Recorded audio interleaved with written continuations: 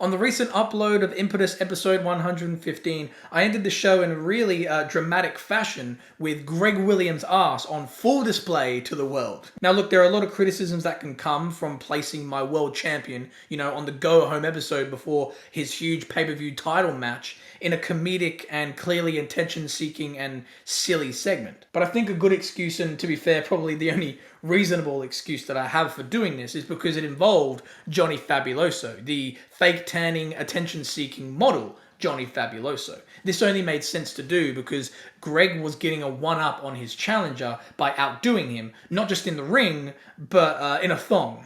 Now, if me just speaking about that segment and those characters interests you at all, I suggest you go and listen to the Fabulous Rivalry between Johnny Fabuloso and Greg Williams itself. However, that's not the reason I'm actually doing this video. The reason I'm making this video isn't just to talk about my most recent press conference to date, it's also to talk about the overall idea and concepts of the press conferences themselves.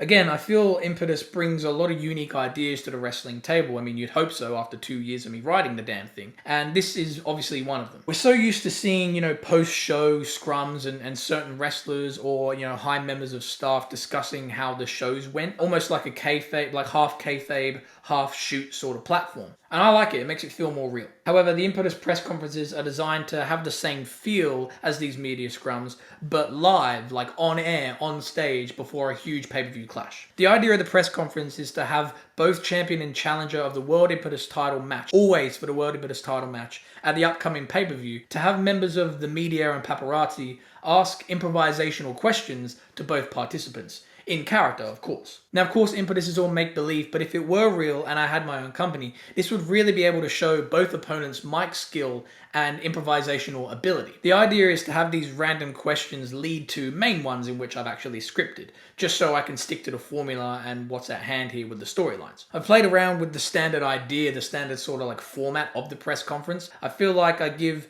each press conference that I do a nice little story heading into the pay-per-view and a nice little addition. The press conferences are something that I and hopefully the viewers would be impatient to see, as I use them as replacements to otherwise in-ring promo segments that usually would end in physicality. No matter what the building story is to the title match at the pay-per-view, I like to feel like I've always added a different element to the incentives of both opponents by using the press conferences themselves.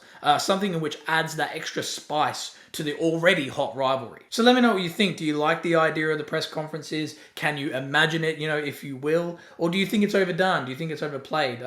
Let me know. Let's talk about it in the comments. Let's get some feedback going so that I can actually advance the idea of these press conferences, because I've been doing it for 2+ years now, at least script-wise. Maybe it's time for a change. Maybe it's time to add a little bit of extra spice to it, take some spice away, make a completely new dish. I'm hungry now. But you get my point. As I said, be sure to check out the Fabulous Rivalry between Greg Williams and Johnny Fabuloso. Check out all my other videos. I've got more episodes coming up shortly. I'm going to do a lot more uploads over the next few weeks, so make sure you check that stuff out. But until then, adios.